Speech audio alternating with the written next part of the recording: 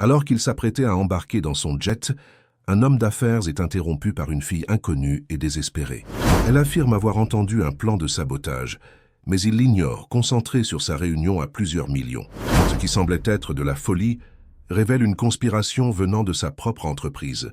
Si cette belle histoire de dépassement et d'amour vous a plu, n'oubliez pas de vous abonner à notre chaîne et dites-nous de quelle ville vous nous regardez en continuant. Le soleil se couchait sur l'aéroport privé de Nice-Côte d'Azur, baignant les hangars et les pistes d'une lumière dorée. Marcel Dufresne, PDG du groupe aéronautique Altitude Française, terminait un appel téléphonique tout en marchant d'un pas pressé vers son jet privé. À 56 ans, Marcel incarnait l'élite entrepreneuriale française. Costume sur mesure, chaussures italiennes et une montre Patek Philippe au poignet qui valait le prix d'un appartement parisien. « Oui, Jacques, je serai à Paris dans 2 heures. Le contrat avec les Saoudiens est pratiquement conclu.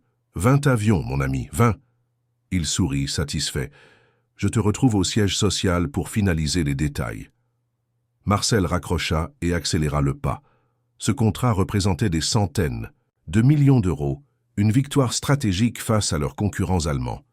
Il n'avait pas de temps à perdre. Le pilote, Alain Beaumont, un ancien de l'armée de l'air française avec 30 ans d'expérience, attendait au pied de l'escalier, menant à la cabine. Il hocha respectueusement la tête. « Monsieur Dufresne, tout est prêt. Nous attendons juste votre signal pour décoller. »« Parfait, Alain. Allons-y immédiatement. J'ai une réunion cruciale qui... »« Arrêtez! N'entrez pas dans l'avion !» Marcel se figea, surpris par cette voix fluette mais déterminée. Une petite silhouette émergea en courant de la zone de fret à une 50aine de mètres de là. C'était une fillette d'une 10aine d'années, vêtue d'un t-shirt délavé trop grand pour elle et d'un jean troué aux genoux. Ses cheveux noirs étaient emmêlés, son visage maculé de poussière, mais ses yeux, d'un vert intense, brillaient d'une intelligence qui frappa Marcel. « N'entrez pas! Ils ont saboté votre avion !» cria-t-elle en s'approchant, essoufflée. 2 agents de sécurité surgirent derrière elle, visiblement embarrassés. « Pardonnez-nous, monsieur Dufresne, » s'excusa le premier. « Cette gamine s'est faufilée dans la zone sécurisée. Nous allons l'emmener. » Marcel leva la main pour les arrêter, intrigué par l'audace de l'enfant. « Qui es-tu, petite, et de quoi parles-tu ?»« Je m'appelle Élodie, » répondit-elle, le souffle court. « J'ai entendu 2 hommes. Ils parlaient de vous, de votre avion. Ils ont dit que vous ne reverriez jamais Paris. » Marcel échangea un regard avec Alain. L'absurdité de la situation le frappa soudain. Il était là, l'un des hommes les plus puissants de France, retardé par les divagations d'une enfant des rues. « Écoute, Élodie, » commença-t-il avec une patience forcée, « je te remercie de ta préoccupation, mais j'ai un vol important. »« S'il vous plaît, » insista-t-elle, ses yeux s'emplissant de larmes. « Je ne mens pas. L'un d'eux a dit qu'ils avaient remplacé quelque chose dans le moteur, que ça passerait pour un accident. » Marcel sortit son portefeuille et en tira un billet de 100 €.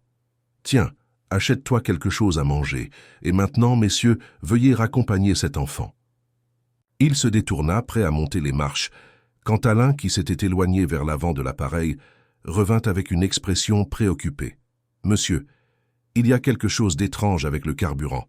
L'odeur n'est pas normale, elle est plus chimique que d'habitude. » Marcel s'immobilisa.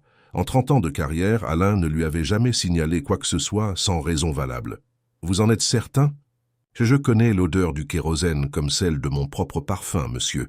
Quelque chose ne va pas. » Marcel regarda à nouveau Élodie, dont le visage exprimait désormais un mélange de peur et d'espoir. Une sensation glacée lui parcourut l'échine. Son instinct, celui-là même qui l'avait guidé à travers des décennies de décisions commerciales complexes, lui hurlait de prêter attention. « Alain, faites descendre l'équipage, immédiatement. » Le pilote ne posa pas de questions et grimpa rapidement les marches pour donner l'ordre. Moins d'1 minute plus tard, les 3 membres d'équipage évacuèrent l'appareil. À peine le dernier d'entre eux avait-il posé le pied sur le tarmac qu'une détonation assourdissante retentit. Une explosion secoua le cockpit, propulsant des débris de verre et de métal dans les airs. Des flammes jaillirent des moteurs, embrasant rapidement la carlingue du luxueux Falcon 8X. La déflagration projeta Marcel au sol. Des cris retentirent. Des alarmes se déclenchèrent. À travers le bourdonnement dans ses oreilles, il entendit les sirènes des camions de pompiers stationnés à l'aéroport qui se rapprochaient déjà. Sonné, il se redressa sur ses coudes. Élodie, la fillette, avait disparu. Les heures qui suivirent passèrent dans un tourbillon confus. Les pompiers maîtrisèrent l'incendie, la police sécurisa la zone et Marcel, miraculeusement indemne hormis quelques contusions, dut répondre à d'innombrables questions. Il raconta ce qui s'était passé, décrivant la mystérieuse fillette qui l'avait averti. Une enfant d'environ 10 ans, cheveux noirs, yeux verts, elle s'appelait Élodie. L'officier de police nota les informations, mais son expression trahissait son scepticisme. « Et cet enfant a eu accès à une zone hautement sécurisée de l'aéroport? Comment? Je l'ignore. Mais elle était là, et sans son avertissement, nous serions tous... » Il laissa sa phrase en suspens, incapable d'exprimer l'évidence. « Nous examinerons les caméras de surveillance, » promit l'officier. Marcel passa la nuit à l'hôtel Negresco, sur la promenade des Anglais, incapable de dormir. L'image d'Élodie ne cessait de le hanter. Qui était cet enfant? Comment savait-elle pour le sabotage? Et surtout, où était-elle maintenant? Au petit matin, son téléphone sonna. C'était Gérard Mercier, son chef de sécurité. « Monsieur, nous avons un problème avec les caméras. Toutes les vidéos de la zone de fret ont été effacées. Quelqu'un a désactivé le système hier. » Marcel se redressa dans son lit. « Comment est-ce possible? Cela demande un niveau d'accès élevé, monsieur, quelqu'un qui connaît nos protocoles. » Un silence pesant s'installa entre eux. Et concernant l'explosion, les premiers examens indiquent un sabotage du système d'alimentation en carburant. C'était méticuleux, professionnel. Marcel sentit une sueur froide perler sur son front. Ce n'était pas un simple acte de vandalisme, mais une tentative délibérée de l'éliminer. « Je veux retrouver cette fille, Gérard. Mobiliser toutes nos ressources. Nous avons déjà commencé. Un employé de la zone de fret se souvient avoir vu une enfant se cacher dans un camion de livraison la veille. Nous suivons cette piste. » Après avoir raccroché, Marcel resta immobile, contemplant la mer Méditerranée par la fenêtre de sa suite. Pendant des années, il avait dirigé Altitude Française d'une main de fer, prenant des décisions difficiles, licenciant des employés, fermant des usines pour maximiser les profits. Il s'était fait des ennemis, bien sûr, mais jamais il n'aurait imaginé que quelqu'un irait jusqu'à tenter de l'assassiner. Son téléphone vibra à nouveau. Cette fois, c'était un message d'un numéro inconnu. « Si vous voulez comprendre ce qui s'est passé, retrouvez-moi au Café des Artistes à 10 heures. Venez seul. M.L. » Marcel hésita. Était-ce un piège? Mais sa curiosité l'emporta sur sa prudence. Il devait savoir. À 10 heures précises, il poussa la porte du petit café niçois, situé dans une ruelle étroite du vieux Nice. L'établissement était presque vide à cette heure. Dans un coin, une femme d'une 40aine d'années, aux cheveux châtains coupés courts, leva les yeux de son ordinateur portable. Elle lui fit un signe discret. « Mathilde Leblanc », se présenta-t-elle lorsqu'il s'assit en face d'elle. « Journaliste. D'investigation pour Le Monde. Comment avez-vous eu mon numéro ?» Elle sourit sans répondre puis fit pivoter son ordinateur vers lui. À l'écran s'affichait un article qu'elle avait écrit 6 mois plus tôt. « Altitude Française. Derrière le prestige, des pratiques douteuses. J'enquête sur votre entreprise depuis plus d'1 an, monsieur Dufresne. Corruption, pièces défectueuses, contrôle de sécurité négligé, la liste est longue. » Marcel sentit la colère monter en lui. « Si vous m'avez fait venir pour me diffamer... » « Je sais qui est Élodie, » l'interrompit-elle calmement. Ces mots figèrent Marcel sur place. « La fillette qui vous a sauvé la vie hier. Qui est-elle » Mathilde ferma son ordinateur et se pencha vers lui, baissant la voix. « Elle est la fille de Céline Dupont, ancienne technicienne de maintenance chez Altitude Française.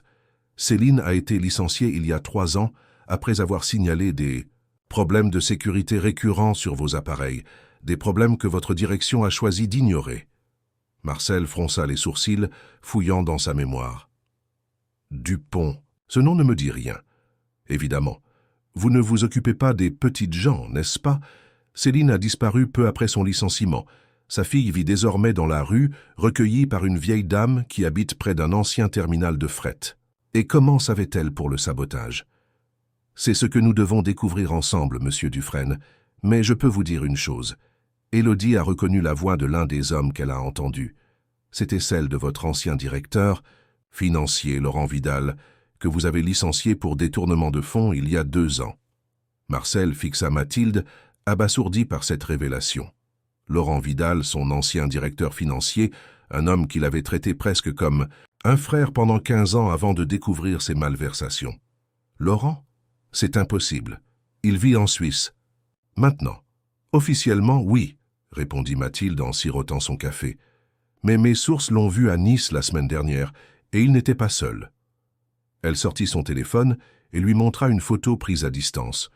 On y voyait Laurent attablé à la terrasse d'un restaurant avec un homme que Marcel reconnut immédiatement. Philippe Beaumont, son associé actuel et ami de 30 ans.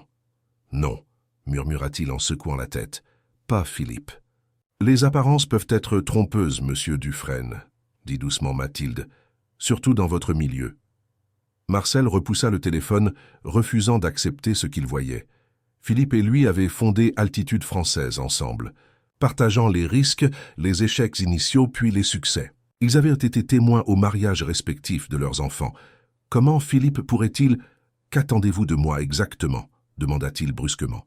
« Aidez-moi à retrouver Élodie, elle est en danger. Et ensuite, aidez-moi à démanteler le réseau de corruption au sein de votre entreprise. » « Pourquoi ferais-je cela? Vous pourriez inventer toute cette histoire. » Mathilde le regarda droit dans les yeux, imperturbable. « Parce que vous êtes vivant grâce à cette petite fille. Et parce que si vous ne m'aidez pas, mon prochain article portera sur la façon dont le grand Marcel Dufresne a délibérément ignoré les alertes de sécurité, mettant en danger des milliers de passagers pour économiser quelques millions d'euros. » Le sang de Marcel ne fit qu'un tour. C'est du chantage. Non, c'est un marché, votre réputation contre la vérité, et peut-être, au passage, la chance de sauver une enfant innocente.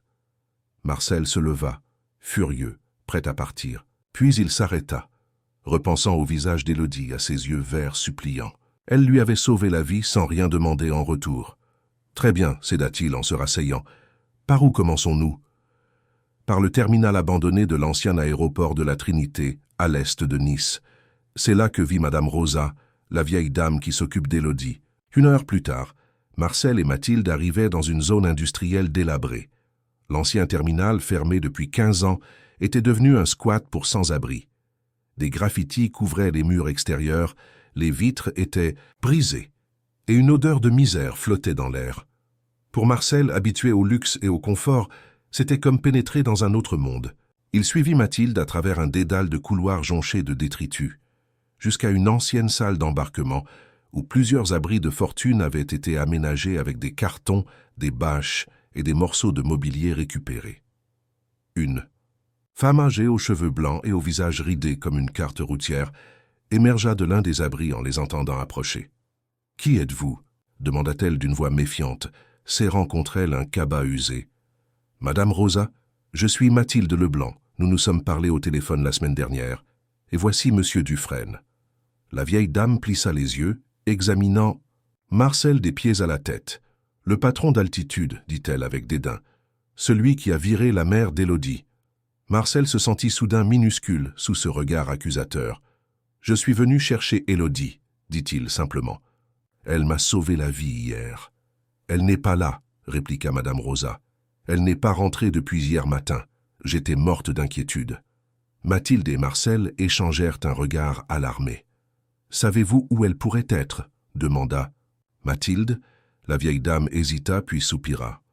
Elle parle souvent d'un endroit où sa mère l'emmenait, un phare sur le Cap Ferrat. Elle dit que c'est leur endroit spécial, que sa mère lui a promis de l'y retrouver un jour. « Le phare du Cap Ferrat ?» répéta Marcel. « Je connais cet endroit. » Ils remercièrent Madame Rosa et retournèrent à la voiture. Sur le trajet vers le Cap Ferrat, Marcel resta silencieux, perdu dans ses pensées. L'image de cet enfant vivant dans de telles conditions le troublait profondément. Comment avait-il pu ignorer pendant si longtemps la souffrance causée par ses décisions d'entreprise? Le phare se dressait à l'extrémité du cap, blanc et solitaire face à l'immensité bleue de la Méditerranée. Ils garèrent la voiture et gravirent le sentier escarpé menant au sommet de la falaise. C'est là qu'ils la virent, assise sur un rocher contemplant l'horizon. Élodie. Sa silhouette frêle se détachait contre le ciel azur. En les entendant approcher, elle se retourna vivement, prête à s'enfuir. « Attends !» appela Marcel. « Nous ne te voulons aucun mal. » La fillette hésita, reconnaissant l'homme qu'elle avait sauvé la veille. « Pourquoi êtes-vous ici ?» demanda-t-elle, d'une voix méfiante. « Pour te remercier, » répondit Marcel en s'approchant lentement, « et pour comprendre ce qui s'est passé. » Mathilde s'avança à son tour, se présentant avec douceur. La journaliste avait un don pour mettre les gens en confiance, une qualité que Marcel lui enviait en cet instant. « Élodie, nous savons que tu es la fille de Céline Dupont. Nous voulons t'aider à retrouver ta mère. » Les yeux de l'enfant s'illuminèrent d'espoir puis s'assombrirent aussitôt. « Maman a disparu à cause de lui, » dit-elle en pointant Marcel du doigt. « Elle a découvert des choses dans son entreprise, des choses dangereuses. Et quand elle a voulu en parler, ils l'ont fait taire. » Marcel sentit son cœur se serrer. Était-ce possible? Avait-il vraiment été si aveugle? Que s'est-il passé? « Exactement, Élodie ?» demanda-t-il doucement. La fillette s'assit à nouveau sur son rocher, les invitant silencieusement à faire de même. Puis elle commença son récit, d'une voix claire qui contrastait avec son apparence fragile. Maman était technicienne chez Altitude Française. Elle vérifiait les avions, s'assurait que tout fonctionnait bien. Un jour, elle a découvert que quelqu'un remplaçait des pièces neuves par des pièces d'occasion, parfois défectueuses. Marcel et Mathilde échangèrent un regard. C'était exactement ce que la journaliste avait commencé à documenter dans ses articles. Elle a essayé d'en parler à ses supérieurs, mais personne ne l'écoutait. Alors elle a rassemblé des preuves, pris des photos, noté des numéros de série, et puis la voix d'Élodie se brisa. Un soir, elle est rentrée très tard, l'air effrayé. Elle m'a dit de préparer un sac, qu'on devait partir. Mais quelqu'un a frappé à la porte. Elle m'a fait cacher dans le placard de ma chambre. J'ai entendu des voix d'hommes, ils étaient en colère. Maman criait qu'elle avait des preuves, qu'elle ne se tairait pas. Et puis, des larmes coulèrent maintenant sur les joues sales de l'enfant. Je ne l'ai plus jamais revu. Quand je suis sortie du placard, l'appartement était vide. J'ai attendu 3 jours, toute seule. Puis les propriétaires sont venus. Ils ont dit que je devais partir. Je n'avais nulle part où aller. C'est là que j'ai rencontré Madame Rosa. Marcel était pétrifié par ce récit. Comment une telle chose avait-elle pu se produire dans son entreprise, sous sa direction? Et pour mon avion, demanda-t-il doucement. Comment as-tu su? Élodie essuya ses larmes d'un revers de main. Je dors souvent dans la zone de fret. Les gardiens me connaissent, ils me laissent tranquille si je ne fais pas de bruit. Hier, j'étais caché derrière des conteneurs quand j'ai entendu 2 hommes parler. L'un d'eux, je l'avais déjà vu avec maman. Ils disaient qu'ils avaient modifié quelque chose dans le système de carburant de votre avion, que ça paraîtrait accidentel. Et tu as reconnu sa voix? Oui, c'était Monsieur Vidal. Il venait parfois à la maison avant. Maman disait qu'il était important dans votre entreprise. Marcel ferma les yeux, assailli par la culpabilité. Laurent Vidal, l'homme qu'il avait licencié pour fraude financière, mais qu'il n'avait jamais dénoncé à la police, par égard pour leur longue amitié. Une erreur qui avait apparemment coûté bien plus cher qu'il ne l'imaginait. « Et l'autre? Homme ?» demanda Mathilde. « L'as-tu reconnu ?» Élodie secoua la tête. « Non, mais ils s'appelaient par leur prénom. L'autre s'appelait Philippe. » Marcel sentit son sang se glacer dans ses veines. Philippe Beaumont, son associé, son ami. L'homme qui devait hériter de sa part de l'entreprise, en cas de décès soudain, selon leur accord. « Élodie, dit-il en prenant les mains de l'enfant dans les siennes, je te promets que nous retrouverons ta mère, et je te promets aussi que les responsables paieront pour ce qu'ils ont fait. » Pour la première fois, un sourire timide éclaira le visage de la fillette.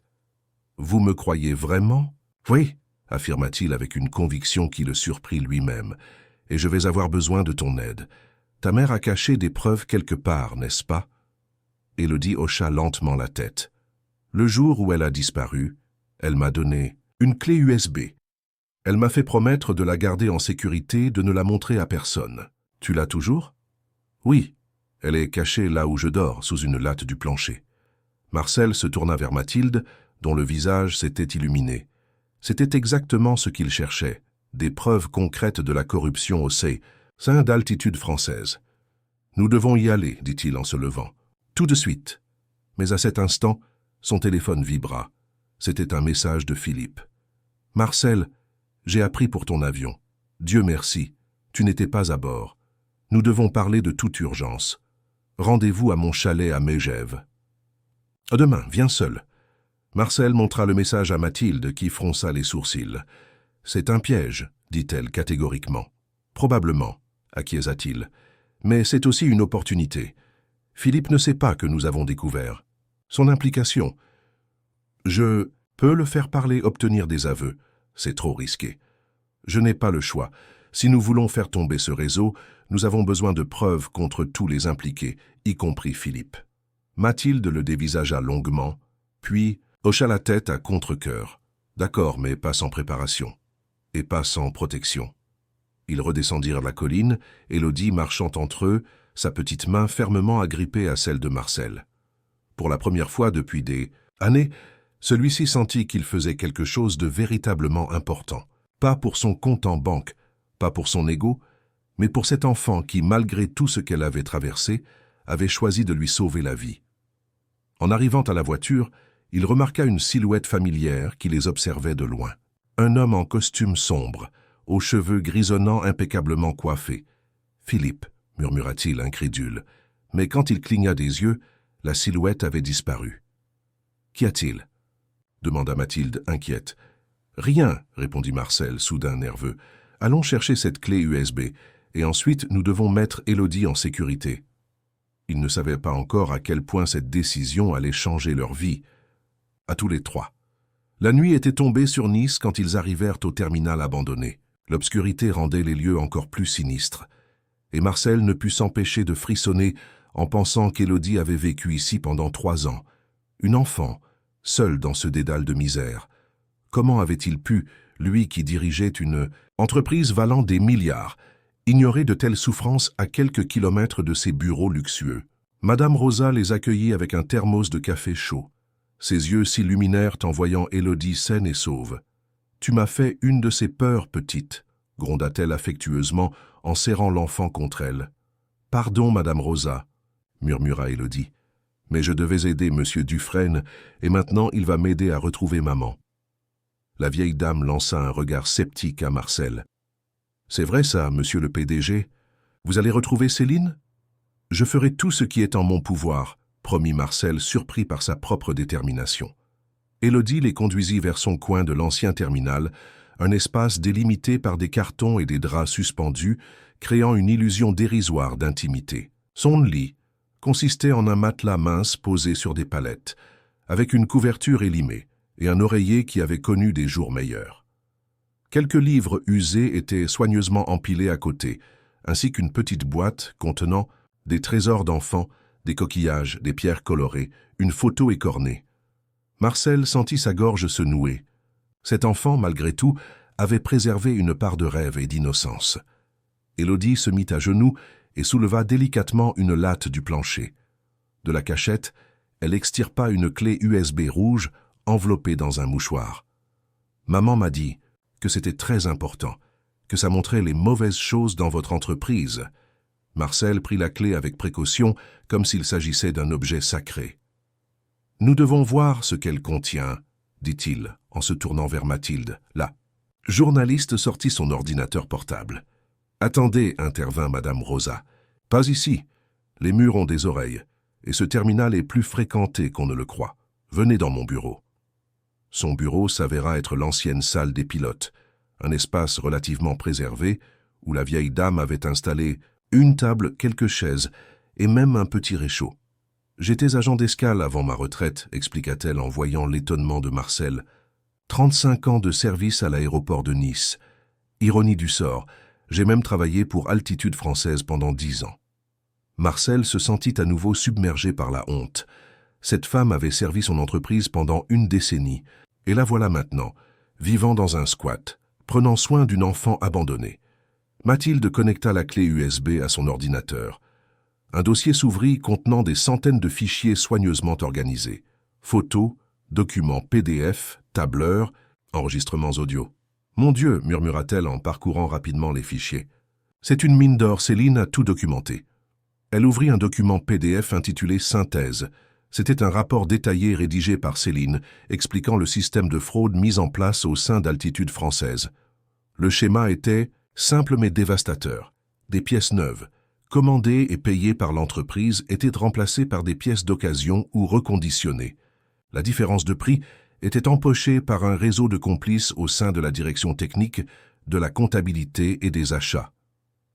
Plus grave encore, certaines pièces de sécurité critiques étaient falsifiées, leur numéro de série modifié pour masquer leur véritable origine ou leur état d'usure. C'est criminel, souffla Marcel horrifié. Ces pratiques mettent en danger la vie des passagers. C'est exactement ce que Céline a essayé de vous dire, intervint Madame Rosa. Elle a suivi toute la procédure. Interne, envoyé des rapports à la direction, demandé des rendez-vous avec les responsables. Personne ne l'a écouté. « Je n'ai jamais reçu ces rapports », protesta Marcel. « Jamais. »« Parce qu'ils ont été interceptés », expliqua Mathilde, en ouvrant un dossier d'email. « Regardez, chaque fois que Céline envoyait un signalement, il était redirigé vers Laurent Vidal, qui le supprimait. Et devinez qui supervisait le service informatique à l'époque. »« Philippe », murmura Marcel, la tête entre les mains. Il avait un accès total à notre système de messagerie. La journaliste continua à explorer les fichiers, révélant l'ampleur du système frauduleux, des millions d'euros détournés chaque année, des contrôles de sécurité falsifiés, des inspecteurs corrompus. Et au cœur de cette organisation, deux noms revenaient sans cesse, Laurent Vidal et Philippe Beaumont.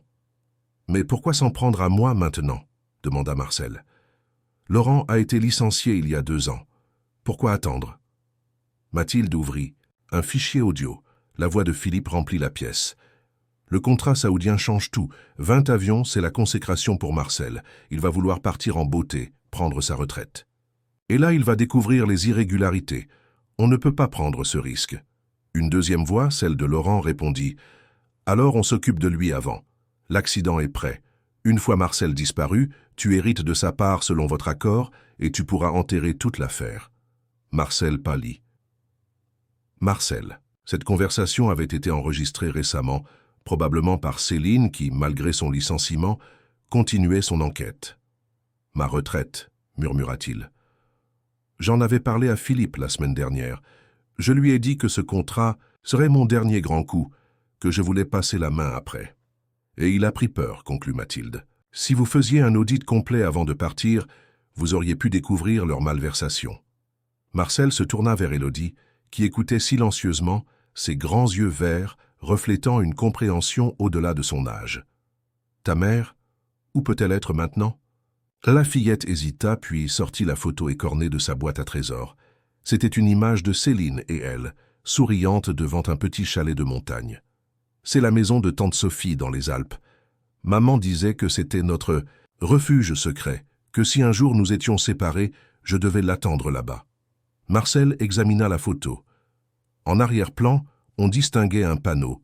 « Valberg, 2 kilomètres. »« Valberg, » répéta-t-il. « C'est à environ 2 heures d'ici. »« Nous irons demain, » décida Mathilde. « Mais d'abord, nous devons mettre ces preuves en sécurité et prévenir les autorités. » Marcel secoua la tête. « Non, pas encore. Philippe m'attend à Megève après-demain. Si nous alertons la police maintenant, il le saura et s'enfuira. Nous devons d'abord le piéger, obtenir ses aveux. »« C'est trop dangereux, » protesta Mathilde. « Pas si nous sommes préparés. » Un plan commençait à se former dans l'esprit de Marcel, un plan risqué mais qui pourrait permettre de capturer Philippe et de démanteler tout le réseau. « Nous irons d'abord à Valberg demain, chercher Céline ou des indices sur sa localisation. Puis je me rendrai à Megève comme prévu, mais équipé pour enregistrer toute notre conversation. » Mathilde hésita, puis acquiesça à contre-cœur. « D'accord, mais je viens avec vous jusqu'à Megève. Je resterai à distance, prête à intervenir, si nécessaire. »« Et moi ?» demanda Élodie d'une petite voix. Marcel s'agenouilla devant elle. « Toi, tu resteras en sécurité avec Madame Rosa jusqu'à notre retour. Je te promets que nous ferons tout pour retrouver ta mère. » La fillette le fixa intensément, comme si elle jaugeait sa sincérité. Puis elle hocha solennellement la tête. « Je vous fais confiance, » dit-elle simplement. Ces mots touchèrent Marcel plus profondément qu'il ne l'aurait cru possible. Cet enfant, qui avait toutes les raisons de le haïr, lui accordait sa confiance. Il se jura intérieurement de ne pas la décevoir. Ils passèrent la nuit au terminal, Marcel insistant pour rester afin de garantir la sécurité d'Élodie. Allongé sur un matelas de fortune dans l'ancien bureau des opérations, il ne put trouver le sommeil. Les révélations de la journée tournaient dans sa tête comme un manège infernal. Son entreprise, sa création, son héritage, tout était entaché de corruption. Et Philippe, son ami le plus proche, avait tenté de le tuer. Au petit matin, ils préparèrent leur départ pour Valberg. Marcel avait fait livrer discrètement des vêtements propres pour Élodie, ainsi que des provisions pour Madame Rosa, la vieille. Cette dame accepta les dons avec une dignité qui força son respect. « Prenez soin de la petite », dit-elle en lui serrant fermement la main. « Elle a déjà trop souffert. »« Je vous le promets », répondit Marcel. Alors qu'il s'apprêtait à partir, son téléphone sonna. C'était Gérard, son chef de sécurité. « Monsieur, nous avons un problème. Philippe Beaumont a demandé l'accès à tous vos dossiers personnels ce matin. Il dit que c'est pour préparer la succession en cas d'accident. » Marcel échangea un regard alarmé avec Mathilde. « Il sait, » murmura-t-elle. « Gérard, écoutez-moi attentivement, » dit Marcel d'une voix calme, malgré son cœur qui battait à tout rompre. « Ne donnez aucun accès à Philippe. Dites-lui que ces dossiers sont sous scellé numérique et que vous n'avez pas l'autorisation nécessaire. » « Bien, monsieur. Mais il insiste, et il semble nerveux. Tenez-le à distance. Je vous recontacterai bientôt avec des instructions précises. » Marcel raccrocha le visage grave. Philippe s'impatiente. Il veut s'assurer que rien ne peut le relier aux malversations si jamais les autorités enquêtent. « Sur l'explosion de mon avion. »« Raison de plus pour accélérer, » dit Mathilde en montant dans la voiture. Direction Valberg. Le trajet vers les montagnes fut silencieux, chacun perdu dans ses pensées. Les paysages de la Côte d'Azur laissèrent progressivement place aux vallées alpines, et la route commença à serpenter entre les sommets. Plus ils montaient, plus l'air devenait frais et pur, contrastant avec l'atmosphère lourde qui pesait sur eux. Marcel observait le paysage défiler, songeant à tout ce qu'il avait construit, et à quel prix. Sa fortune, son prestige, sa réputation. D'homme d'affaires implacable mais intègre. Tout cela reposait sur des fondations pourries, et il n'avait rien vu, rien voulu voir. « Nous approchons de Valberg », annonça Mathilde en ralentissant. « Vous reconnaissez quelque chose sur la photo ?» Marcel examina à nouveau l'image que leur avait confiée Élodie. Le chalet semblait isolé, entouré de sapins, avec une vue sur la vallée. « Ça pourrait être n'importe où dans les hauteurs », soupira-t-il, « mais le panneau indique 2 kilomètres avant Valberg, donc probablement sur la route d'accès. » Ils ralentirent, scrutant chaque chemin forestier, chaque construction visible depuis la route. Après une heure de recherche infructueuse, Marcel commençait à désespérer. « Attendez, » dit soudain Mathilde, en pointant un petit chemin de terre qui s'enfonçait dans la forêt. « Il y a une boîte aux lettres avec un nom. Dubois. »« Dubois. Sophie Dubois !» s'exclama Marcel. La tante d'Élodie. Ils s'engagèrent sur le chemin forestier, avançant lentement sur la piste cahoteuse. Après quelques centaines de mètres, ils aperçurent le chalet exactement comme sur la photo, modeste mais charmant, avec ses volets bleus et sa terrasse en bois. « Il y a quelqu'un », murmura Mathilde, en désignant une mince colonne de fumée qui s'élevait de la cheminée. Ils se garèrent à distance respectable et approchèrent à pied, prudents. Marcel sentait son cœur battre à tout rompre. Allait-il vraiment retrouver Céline Dupont après toutes ces années? Arrivés devant la porte, ils échangèrent un regard, puis Marcel frappa 3 coups fermes. Le silence qui suivit sembla s'étirer indéfiniment. Puis lentement la porte s'entr'ouvrit, révélant le canon d'un fusil de chasse et un œil méfiant. « Qui êtes-vous » demanda une voix féminine tendue. « Et que voulez-vous » ?»« Madame Dubois » tenta Marcel, les mains levées en signe d'apaisement. « Nous venons de la part d'Élodie. » À la mention du nom d'Élodie, le canon du fusil s'abaissa légèrement, mais l'œil resta vigilant, scrutateur. « Prouvez-le » exigea la voix. Marcel sortit lentement son téléphone de sa poche et montra une photo qu'il avait prise d'Élodie au terminal avant leur départ. Elle nous a parlé du phare du Cap Ferrat, de votre chalet et de sa mère, Céline. La porte s'ouvrit davantage, révélant une femme d'une 50aine d'années, aux traits tirés mais déterminés. Elle portait un pull épais et un jean usé, ses cheveux gris attachés en queue de cheval. « Je suis Sophie Dubois, dit-elle, en abaissant complètement son arme. La sœur de Céline, comment va Élodie? Est-elle en sécurité? Elle va bien, assura Mathilde. Elle est avec Madame Rosa à Nice. Le visage de Sophie s'adoucit momentanément à la mention de ce nom, puis se durcit à nouveau en posant son regard sur Marcel. Et vous, vous êtes Marcel Dufresne, l'homme qui a détruit la vie de ma sœur. Marcel encaissa le coup sans broncher. Je suis venu réparer mes erreurs, Madame Dubois, et retrouver Céline, si elle est toujours vivante. Sophie hésita, puis s'écarta pour les laisser entrer. Elle, « L'Est » dit-elle simplement. L'intérieur du chalet était modeste mais chaleureux. Un feu crépitait dans la cheminée, illuminant un salon aux meubles rustiques. Des photos de famille ornèrent les murs, montrant Céline et Élodie à différents âges. Marcel fut frappé par une image en particulier. Céline en uniforme d'altitude française, fière et souriante, tenant son certificat de technicienne supérieure. « Où est-elle » demanda Mathilde, regardant autour d'elle. Sophie les guida vers une porte au fond du salon. « Céline » appela-t-elle doucement. « Nous avons des visiteurs. Ils viennent de la part d'Élodie. » La porte s'ouvrit lentement, révélant une femme que Marcel reconnut immédiatement malgré les années écoulées. Céline Dupont. Plus mince qu'autrefois, les cheveux plus courts, le visage marqué par l'anxiété et la souffrance, mais toujours cette même détermination dans le regard. Quand ses yeux se posèrent sur Marcel, ils s'écarquillèrent de surprise, puis s'assombrirent de colère. « Vous » murmura-t-elle, reculant instinctivement. « Comment m'avez-vous trouvé ?»« Grâce à votre fille, » répondit Marcel. « Elle m'a sauvé la vie avant-hier. Quelqu'un a saboté mon jet privé, et sans son avertissement, je serais... » Il laissa sa phrase en suspens, mais le message était clair. Céline s'avança dans la pièce, incrédule. « Élodie vous a sauvé ?»« Oui. Elle a entendu Laurent Vidal et Philippe Beaumont comploter contre moi. Elle a reconnu la voix de Laurent et m'a prévenu juste à temps. » Céline vacilla, s'appuyant contre le mur. Élodie, ma petite fille, elle est intervenue. Elle s'est mise en danger. Elle va bien, assura Mathilde en s'approchant. Elle est courageuse comme sa mère. Qui êtes-vous? Demanda Céline. Mathilde Leblanc, journaliste d'investigation. J'enquête sur les pratiques d'altitude françaises depuis plus d'1 an. Vos documents m'ont été très utiles. Mes documents? Céline regarda Marcel, confuse. Vous les avez vus? Élodie avait gardé la clé USB que vous lui aviez confiée, expliqua-t-il. Nous avons tout découvert. Le système de fraude, les pièces défectueuses, la corruption des inspecteurs. Et le rôle de Philippe et Laurent dans tout ça. Céline s'assit lentement sur le canapé, comme si le poids de ces révélations était trop lourd à porter. Pendant 3 ans, j'ai essayé de faire éclater la vérité, dit-elle d'une voix lasse. J'ai contacté des journalistes, des autorités, même des concurrents d'altitude. Personne ne voulait m'écouter.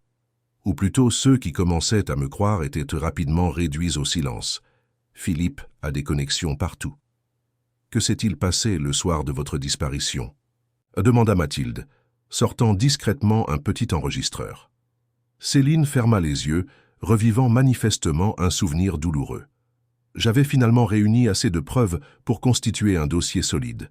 Des photos de pièces défectueuses, installées sur des avions, des documents falsifiés, des enregistrements de conversations incriminantes. J'ai informé un inspecteur de l'aviation civile en qui j'avais confiance, mais quelqu'un l'a appris. Elle rouvrit les yeux, fixant Marcel avec intensité. Ce soir-là, Laurent Vidal et 2 hommes que je ne connaissais pas sont venus chez moi. Ils ont exigé les preuves. J'avais caché Élodie dans sa chambre. Ils m'ont persuadé de les suivre sans résistance, en menaçant de s'en prendre à ma fille si je refusais. Sa voix se brisa. Ils m'ont conduite dans un entrepôt isolé. Laurent a dit qu'ils allaient me faire disparaître, définitivement, que personne ne me croirait, jamais. Mais il y a eu une dispute entre eux. L'un des hommes pensait que c'était trop risqué, que mon dossier pourrait déjà être entre les mains des autorités. Pendant qu'ils argumentaient, j'ai réussi à m'enfuir. « Et vous êtes venu directement ici ?» demanda Mathilde. « Non. J'ai d'abord essayé de retrouver Élodie. Mais notre appartement était sous surveillance. Je ne pouvais pas risquer de la mettre en danger. Alors j'ai contacté Sophie, qui m'a caché ici. Je pensais pouvoir récupérer Élodie rapidement, mais la surveillance ne s'est jamais relâchée, compléta Sophie. et plus le temps passait, plus il devenait difficile de réapparaître sans mettre Élodie en danger. Céline vivait dans la terreur que Laurent ou Philippe découvrent où elle se cachait et s'en prennent à sa fille pour la faire taire définitivement. Marcel se sentit malade. Comment de telles horreurs avaient-elles pu se produire sous sa direction? Comment avait-il pu être si aveugle? Je vous présente mes plus sincères excuses, Madame Dupont, dit-il, la voix tremblante. Aucun mot ne peut réparer ce que vous avez subi, mais je vous promets que justice sera faite. Céline le dévisagea longuement, comme si elle cherchait à évaluer sa sincérité. « Vous n'étiez pas au courant ?» demanda-t-elle finalement. « Non, je vous jure que non. J'ai licencié Laurent Vidal il y a 2 ans pour détournement de fonds, mais j'ignorais l'ampleur de la corruption et surtout, j'ignorais l'implication de Philippe. Pourquoi devrais-je vous croire? Parce que j'étais leur prochaine cible, répondit simplement Marcel. Ils ont essayé de me tuer pour m'empêcher de découvrir la vérité. Avant ma retraite, un silence pesant s'installa dans la pièce, rompu finalement par Mathilde. « Madame Dupont, nous avons besoin de votre aide. Marcel a rendez-vous avec Philippe Beaumont demain à Megève. Nous voulons le piéger, l'amener. » À avouer. Avec votre témoignage et les preuves que vous avez rassemblées, nous pourrons démanteler tout le réseau. Céline secoua la tête, incrédule. C'est de la folie. Philippe est dangereux. S'il soupçonne quoi que ce soit, je suis prêt. Qu'à prendre ce risque, affirma Marcel. Pour vous, pour Élodie et pour toutes les personnes que mon aveuglement a mises en danger. Céline se leva et marcha jusqu'à la fenêtre, contemplant les montagnes enneigées. Quand elle se retourna, son visage exprimait une détermination nouvelle. « D'accord, je témoignerai. Mais d'abord, je veux voir ma fille. » « Bien sûr, acquiesça Marcel. Nous pouvons retourner à Nice immédiatement. »« Non, intervint Sophie. C'est trop risqué. Si quelqu'un vous a suivi jusqu'ici, personne ne nous a suivis, assura Mathilde. Nous avons été extrêmement prudents. Je viens avec vous, décida Céline. J'ai été séparée d'Élodie pendant trop longtemps. Je ne laisserai rien m'empêcher de la retrouver maintenant. 1 heure plus tard, ils reprenèrent la route. Vers Nice, Céline assise sur la banquette arrière, silencieuse mais visiblement tendue. Sophie avait insisté pour rester au chalet, prête à servir de contact d'urgence si nécessaire. Pendant le trajet, Marcel reçut un appel de Gérard, son chef de sécurité. « Monsieur, Philippe est furieux. Il exige de savoir où vous êtes. Il dit que la situation est critique, que vous devez revenir immédiatement au siège. Dites-lui que je suis injoignable jusqu'à demain, que je le retrouverai comme prévu à Megève. Il a aussi demandé accès au coffre-fort numérique contenant les codes de la société. J'ai refusé comme vous me l'aviez demandé, mais il menace de convoquer le conseil d'administration pour me faire limoger. Tenez bon, Gérard. Tout sera réglé demain, je vous le promets. » Marcel raccrocha, préoccupé. « Philippe panique, dit-il à Mathilde. Il essaie d'accéder à tous nos systèmes sensibles avant notre rencontre. Il prépare sa fuite, suggéra Céline depuis l'arrière. Il veut récupérer tout ce qu'il peut avant de disparaître. Ou bien il cherche à effacer ses traces, ajouta Mathilde, à détruire toute preuve de son implication. Marcel hocha gravement la tête. Le temps jouait contre eux. Le soleil commençait à se coucher quand ils arrivèrent en vue de Nice. La ville scintillait dans le crépuscule, indifférente au drame qui se jouait. Marcel conduisit prudemment vers le terminal abandonné, prenant soin de vérifier régulièrement qu'ils n'étaient pas suivis. Madame Rosa les accueillit avec un soulagement évident. « Dieu merci, vous êtes revenus. Élodie n'a pas cessé. »« De demander de vos nouvelles. »« Où est-elle » demanda Céline, la voix tremblante d'émotion. « Elle dessine dans la salle commune. Je ne lui ai rien dit au cas où... » Céline acquiesça, comprenant la précaution de la vieille dame. Puis, d'un pas hésitant, elle suivit Madame Rosa à travers le dédale de couloirs. La salle commune était un ancien salon d'embarquement où quelques tables et chaises avaient été récupérées pour créer un espace de vie partagé. Élodie était assise seule à une table, dessinant avec application sur une feuille de papier. Céline s'arrêta à l'entrée, paralysée par l'émotion. Sa fille avait tellement grandi en 3 ans. Ses cheveux noirs étaient plus longs. Son visage avait perdu ses rondeurs de petite enfance. Mais c'était toujours son Élodie, sa petite fille courageuse. « Élodie » appela-t-elle doucement. La fillette leva la tête, son crayon suspendu en l'air. Pendant une seconde interminable, elle resta figée, comme si elle n'en croyait pas ses yeux, Puis son visage s'illumina d'une joie si pure, si intense, que tous les adultes présents sentirent leur cœur se serrer. « Maman !» Elle bondit de sa chaise et se précipita dans les bras de Céline, qui s'était agenouillée pour l'accueillir. Leurs larmes se mêlèrent, tandis qu'elles s'étreignaient, 3 années de séparation et de souffrance s'effaçant dans ce moment de retrouvailles. Marcel observait la scène, bouleversé. Pour la première fois depuis des décennies, il sentit ses propres yeux s'embuer. Ce qu'il voyait là, cette émotion brute, cet amour inconditionnel, valait plus que toutes les fortunes qu'il avait amassées, tous les contrats qu'il avait signés, tous les honneurs qu'il avait reçus. « Maman, tu es revenue !» sanglotait Élodie. « Je savais que tu reviendrais, je le savais. »« Mon trésor, ma courageuse petite fille, » murmurait Céline en caressant les cheveux de sa fille. « Je ne te quitterai plus jamais, c'est promis. » Elles restèrent ainsi enlacées pendant de longues minutes, sous le regard ému des témoins, de ces retrouvailles. Puis, doucement, Élodie se détacha pour regarder sa mère. « Tu as vu, j'ai sauvé Monsieur Dufresne. Comme tu m'as appris, toujours aider les autres, même quand c'est difficile. » Céline sourit à travers ses larmes. « Tu as fait bien plus que ça, ma chérie. Tu as été extraordinairement brave. »« C'est grâce à toi, » intervint Marcel en s'approchant. « Ta mère a essayé de sauver des centaines de vies en dénonçant les pratiques dangereuses dans mon entreprise. Elle est une héroïne, tout comme toi. » Élodie leva vers lui des yeux brillants de fierté. « Alors vous allez arrêter les méchants qui ont fait du mal à maman ?»« Oui, Élodie, » promit-il solennellement. « Demain, tout sera terminé. Et après, votre vie à toutes les deux pourra, enfin, recommencer. » Ce soir-là, ils restèrent tous au terminal, partageant un repas simple mais chaleureux. Céline et Élodie ne se quittaient plus, rattrapant 3 années de séparation en quelques heures. Marcel les observait pensif, tandis que Mathilde et lui finalisèrent leur plan pour le lendemain. « Le rendez-vous avec Philippe est à midi, dit-il. Son chalet est isolé, parfait pour ce qu'il imagine être une confrontation privée. Je serai à proximité avec une équipe de la police, confirma Mathilde. Dès que nous aurons ses aveux, nous interviendrons. Et si quelque chose tourne mal? Demanda Céline, inquiète. Marcel sortit un petit appareil de sa poche. Balise GPS et bouton d'alerte. Si je me sens menacé, j'appuie et les secours arrivent. Immédiatement. Malgré ces précautions, une atmosphère tendue planait sur le groupe. Chacun savait que le lendemain serait décisif et que rien ne garantissait le succès de leur plan. Tard dans la nuit, alors que tout le monde dormait, Marcel resta éveillé, contemplant le plafond délabré de l'ancien terminal. Sa vie avait basculé en quelques jours à peine.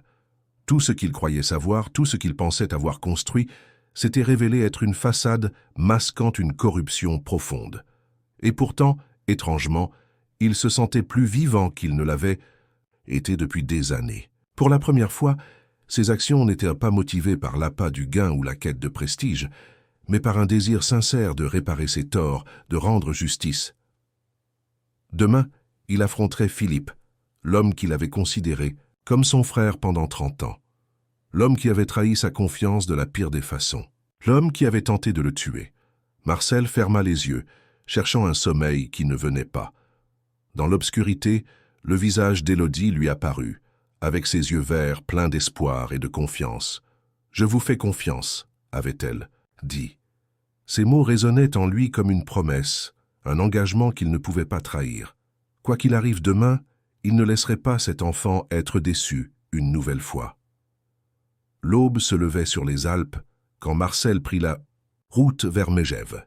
Il avait quitté Nice aux premières lueurs du jour, laissant derrière lui Céline, Élodie et Madame Rosa, sous la protection discrète d'agents de sécurité engagés par Mathilde.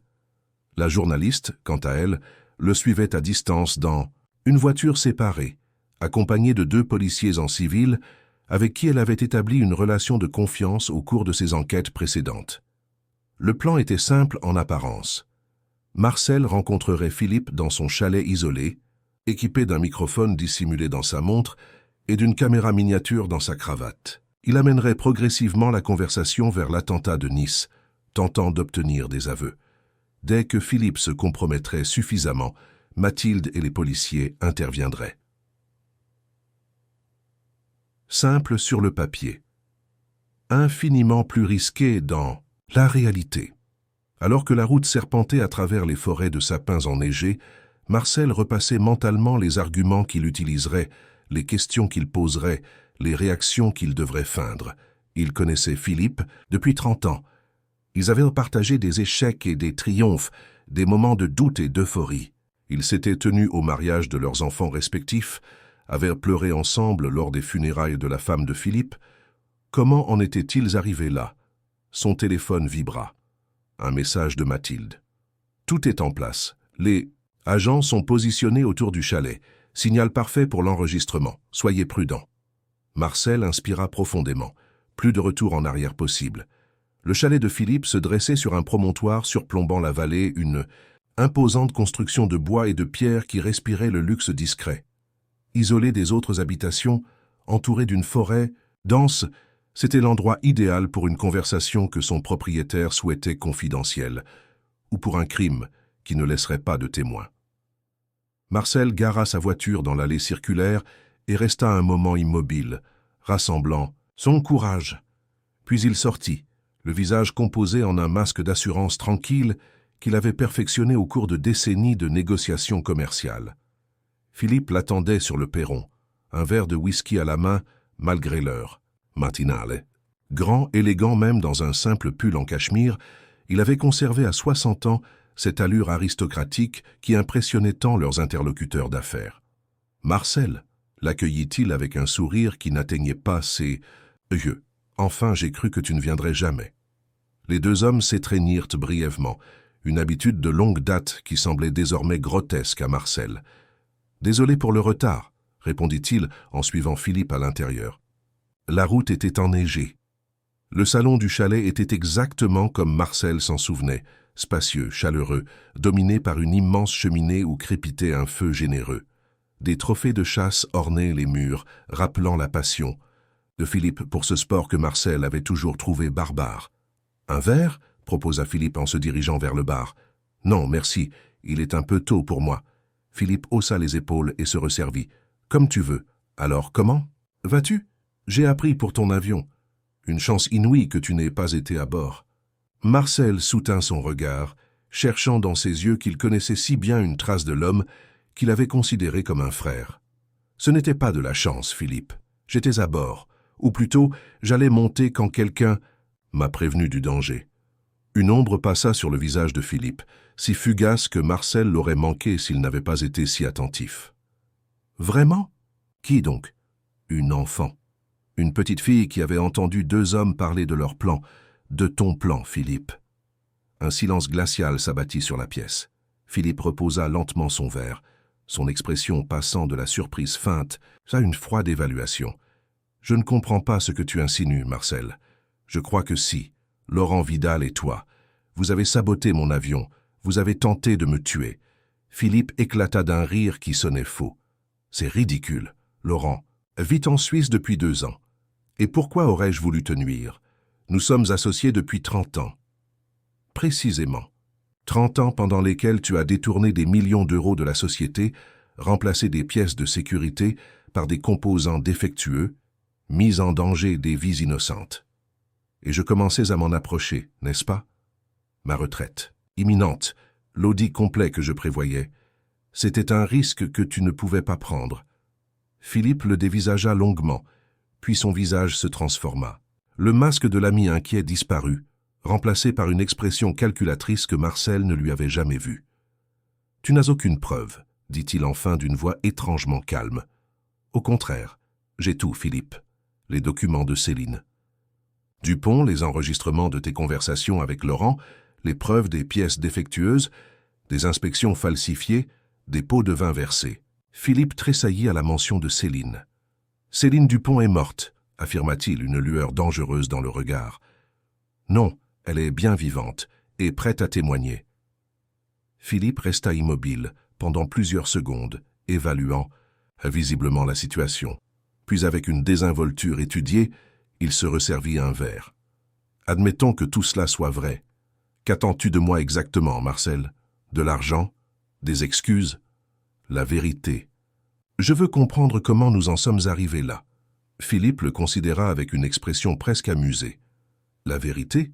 Tu veux vraiment l'entendre? » « Très bien, oui, j'ai détourné de l'argent. Oui, j'ai remplacé des pièces coûteuses par des alternatives moins fiables. Et oui, j'ai ordonné le sabotage de ton avion. Satisfait? Marcel sentit un frisson lui parcourir l'échine. Malgré ses soupçons, entendre ces aveux de la bouche même de Philippe était glaçant. Pourquoi? Philippe, nous avions tout. Le succès, la reconnaissance, la fortune. Tout? Philippe émit un rire sec. Tu avais tout, Marcel. Le visionnaire, le génie des affaires, le fondateur charismatique d'Altitude française. Et moi, j'étais l'associé anonyme, l'homme de l'ombre. Pendant 30 ans, j'ai travaillé aussi dur que toi, mais c'est toujours ton nom qui apparaissait dans les journaux, tes idées qu'on célébrait, ta vision qu'on admirait. Il vida son verre d'un trait. Au début, les détournements étaient minimes, une façon de compenser ce que je considérais comme une injustice. Puis Laurent a rejoint l'entreprise, et ensemble, nous avons vu les possibilités. L'argent, bien sûr, mais aussi le pouvoir, le frisson de manipuler ce système que tu croyais si parfait. Et les vies mises en danger, les passagers innocents qui volaient dans des avions aux pièces défectueuses. Philippe balaya l'objection d'un geste. Dommages collatéraux, et franchement moins nombreux que tu ne l'imagines. Nous n'étions pas stupides au point de risquer des accidents trop fréquents. Juste assez de compromis pour maximiser nos profits. Marcel sentit la nausée l'envahir. Cet homme qu'il avait cru connaître lui apparaissait soudain comme un étranger, un monstre de cynisme et d'égoïsme. Et Céline Dupont, qu'as-tu fait d'elle exactement? Le regard de Philippe s'assombrit. Une erreur de calcul. Elle était trop perspicace, trop obstinée. Laurent voulait s'en débarrasser définitivement, mais j'ai préféré la faire disparaître, l'effrayer suffisamment pour qu'elle se cache et se taise. Visiblement, ma stratégie a échoué. Et sa fille? Une enfant innocente, Philippe. Des dommages collatéraux, je te l'ai dit. Philippe se leva, se dirigeant vers la fenêtre. Tu sais, Marcel, je t'ai toujours admiré. Ton intelligence, ton instinct pour les affaires, c'est ce qui rend tout ceci si décevant. Que tu te sois laissé manipuler par une technicienne renvoyée et sa gamine. Tu te trompes, répliqua Marcel en se levant à son tour. Ce sont elles qui m'ont ouvert les yeux. Sur toi, sur l'entreprise que nous avons bâtie, sur l'homme que j'étais devenu. Un homme si obsédé par le succès qu'il ne voyait plus la souffrance qu'il causait. Philippe se retourna, un sourire froid aux lèvres. Comme c'est touchant. Le grand Marcel Dufresne découvre sa conscience. Malheureusement, il est un peu tard pour cette révélation. D'un mouvement fluide, il ouvrit un tiroir et en sortit un pistolet qu'il pointa vers Marcel. J'espérais sincèrement te convaincre que tout ceci n'était qu'un malentendu, que nous pourrions trouver un arrangement. Mais je vois que tu as déjà choisi ton camp. Marcel ne bougea pas, maintenant son regard fixé sur celui de Philippe. Tu ne t'en sortiras pas, Philippe. La police est au courant. Mathilde Leblanc a toutes les preuves. Me tuer ne fera qu'aggraver ta situation. La police? Philippe eut un rire bref. Tu crois vraiment que je n'ai pas de contact dans la police? Quant à ta journaliste, disons qu'elle aura bientôt d'autres préoccupations. Laurent s'occupe d'elle en ce moment même. Le sang de Marcel se glaça. Mathilde était-elle en danger, et par extension Céline et Élodie? Tu bluffes, dit-il, espérant de toutes ses forces avoir raison. Vraiment? Vérifie ton téléphone. Oh, mais j'oubliais, il n'y a pas de réseau ici. Pratique, n'est-ce pas? Philippe s'approcha, le pistolet toujours braqué sur la poitrine de Marcel. Tu sais ce qui va se passer maintenant? Un tragique accident. Le célèbre Marcel Dufresne, bouleversé par l'attentat contre son avion, se réfugie dans son chalet alpin et, dans un moment de désespoir, met fin à ses jours. Tellement triste, tellement prévisible. Marcel recula jusqu'à sentir le mur derrière lui. Il devait gagner du temps, permettre à Mathilde et aux policiers d'intervenir. « Tu ne t'en tireras pas, répéta-t-il. Même si tu me tues, tu ne pourras pas effacer toutes les preuves. Céline témoignera. Élodie aussi. » Céline et sa fille? Philippe sourit, un sourire qui glaça Marcel jusqu'à la moelle. « Laisse-moi te dire un secret, Marcel. À l'heure où nous parlons, 2 de mes hommes sont en route vers ce terminal abandonné où elle se cache. Disons que la réunion de famille sera de courte durée. » Non, c'était impossible. Mathilde avait pris des précautions, engagé des agents de sécurité. Mais si Philippe disait vrai, si Laurent avait neutralisé Mathilde... tu ne toucheras. Pas un cheveu de cet enfant, gronda Marcel, une rage nouvelle s'emparant de lui. Ou quoi? Tu n'es pas en position de me menacer, mon vieil ami. Soudain, un craquement retentit à l'extérieur du chalet. Philippe tourna légèrement la tête vers la fenêtre, un instant de distraction que Marcel saisit. D'un geste désespéré, il se jeta sur son ancien associé, tentant de lui arracher l'arme. Ils tombèrent ensemble, roulant sur le sol dans une lutte acharnée. Philippe, malgré son âge, était étonnamment fort. Le pistolet entre eux semblait avoir une vie propre, tournant, menaçant tantôt l'un, tantôt l'autre. Un coup de feu assourdissant résonna dans le chalet. Marcel sentit une douleur fulgurante, lui traverser l'épaule. Étourdi, il vit Philippe se relever, le visage déformé par une grimace triomphante. Il leva à nouveau son arme, visant cette fois la tête de Marcel. « Adieu, mon ami. J'aurais sincèrement préféré une autre fin. Pour nous. » Marcel ferma les yeux, l'image d'Élodie et de Céline flottant devant lui. Il avait échoué. Il n'avait pas pu les protéger, pas pu tenir sa promesse. Une déflagration retentit, suivie immédiatement par le bruit d'une vitre qui explose. Marcel rouvrit les yeux pour voir Philippe s'effondrer, le pistolet tombant de sa main. Derrière lui, encadré par la fenêtre brisée, se tenait un policier en tenue d'intervention, l'arme encore fumante. « Police, personne ne bouge. » La porte d'entrée vola en éclats, laissant passage à plusieurs agents armés qui se déployèrent dans le salon. Parmi eux, Marcel reconnut avec un soulagement indescriptible le visage de Mathilde. « Marcel !» s'écria-t-elle en accourant vers lui. « Vous êtes blessé !»« Ce n'est rien, » murmura-t-il, son regard fixé sur Philippe qui gisait à quelques mètres, maintenu en joue par 2 policiers, tandis qu'un 3e lui passait les menottes. « Céline? Élodie ?» Elles vont bien. Le coup de bluff de Philippe a échoué. Nous avions anticipé une possible attaque et renforcé la sécurité autour du terminal. Laurent Vidal a été arrêté il y a 1 heure à Nice, alors qu'il tentait de s'approcher d'elle. Marcel ferma les yeux, submergé par le soulagement. Elles étaient sauves. Malgré sa blessure, malgré la douleur qui irradiait de son épaule, c'était tout ce qui importait. Un médecin s'agenouilla près de lui, examinant rapidement sa blessure. La balle a traversé proprement, sans toucher d'artère, annonça-t-il. « Vous avez de la chance, monsieur Dufresne. » « De la chance? Non, pas de la chance. La protection d'une petite fille aux yeux verts qui avait décidé, contre toute logique, de sauver la vie d'un homme qu'elle aurait eu toutes les raisons de haïr. Alors, qu'on l'aidait à se relever, Marcel croisa une dernière fois le regard de Philippe, cet homme qu'il avait considéré comme un frère et qui s'était révélé être son pire ennemi. Il n'y vit ni remords ni colère, seulement une froide résignation. « C'est terminé », dit simplement Mathilde, en l'accompagnant vers l'ambulance qui attendait à l'extérieur. « Grâce à vous, grâce à Céline, grâce à Élodie, tout est enfin terminé. » Mais Marcel savait que ce n'était pas la fin. Pour lui, pour Céline, pour Élodie, ce n'était que le début d'une nouvelle histoire. Une histoire où il aurait l'occasion de réparer ses erreurs, de reconstruire sur des bases plus saines, plus justes.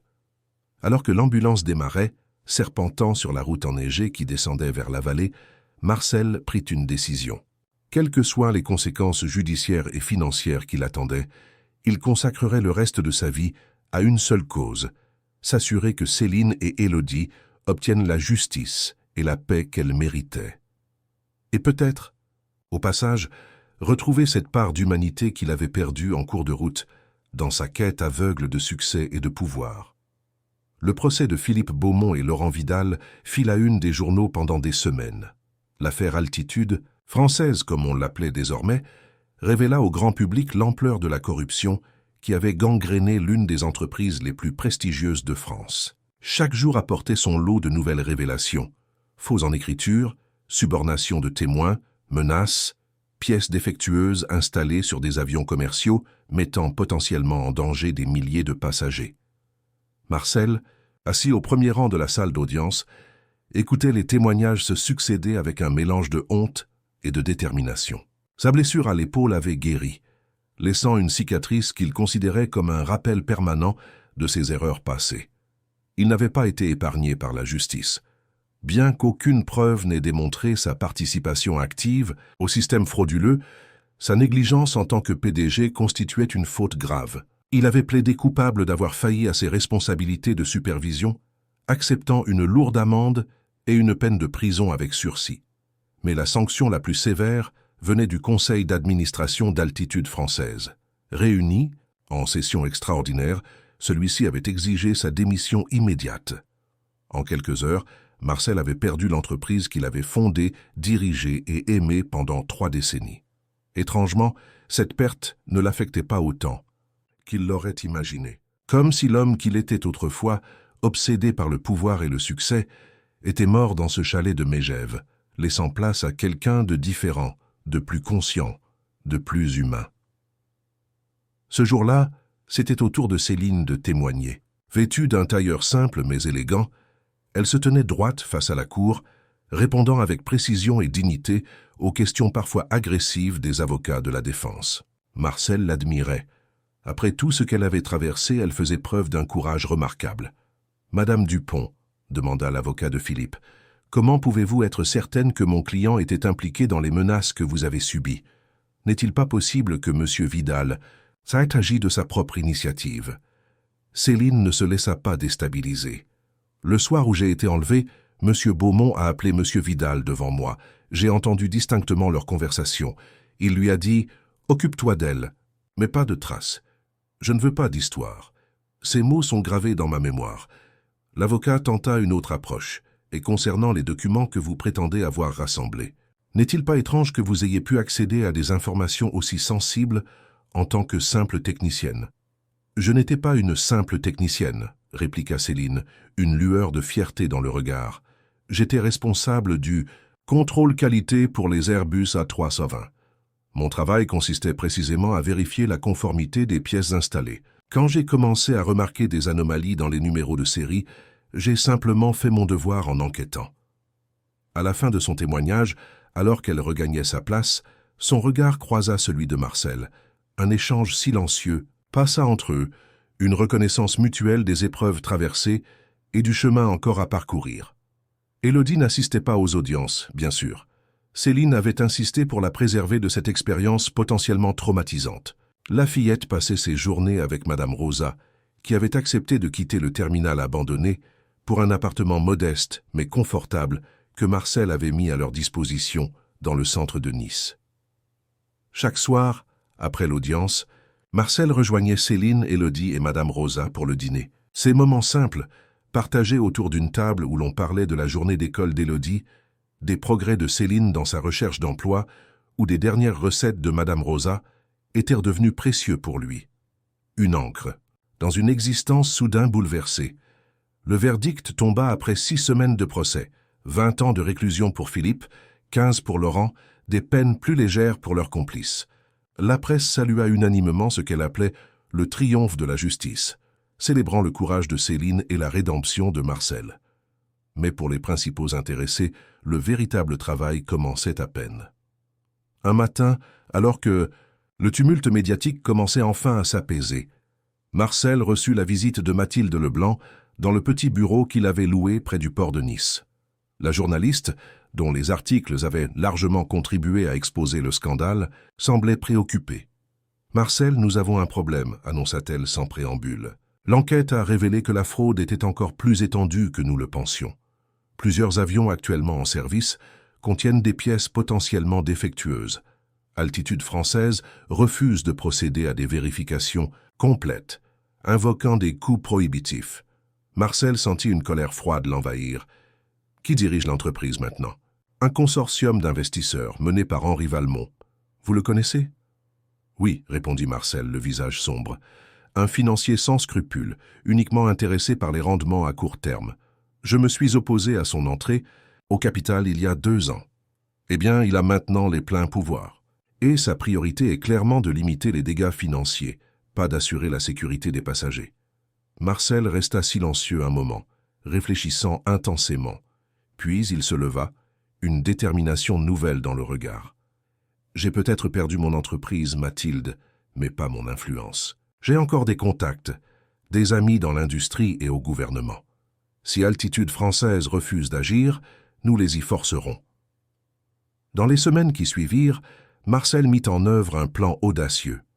Utilisant ses économies personnelles, considérablement réduites par les amendes et frais de justice, mais encore substantielles, il créa une fondation dédiée à la sécurité aérienne. Il embaucha d'anciens ingénieurs et techniciens d'Altitude Française, dont beaucoup avaient démissionné par principe après le scandale, et les chargea d'élaborer un protocole de vérification indépendant. Céline fut la première à rejoindre l'équipe, apportant son expertise technique et sa connaissance intime des failles du système. Ensemble, ils dressèrent une liste exhaustive des avions potentiellement concernés par la fraude et des vérifications nécessaires. Parallèlement, Mathilde continuait son travail journalistique, publiant régulièrement des articles qui maintenaient la pression sur Altitude Française et les autorités de régulation.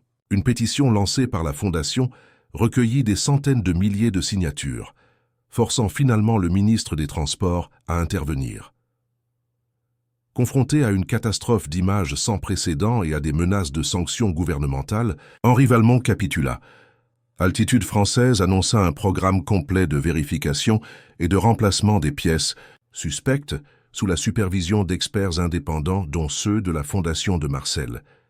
C'était une victoire, certes, mais elle laissait Marcel avec une question cruciale. Que faire maintenant? À 60 ans, avec une réputation ternie et une entreprise perdue, quel sens donner au reste de sa vie? La réponse lui vint un soir, alors qu'il aidait Élodie à faire ses devoirs. La fillette, qui avait commencé à fréquenter une école privée grâce à une bourse que Marcel avait discrètement financée, lui montrait fièrement un dessin réalisé en classe. « C'est un avion que j'ai inventé », expliqua-t-elle avec enthousiasme. « Il fonctionne avec l'énergie du soleil, alors il ne pollue pas.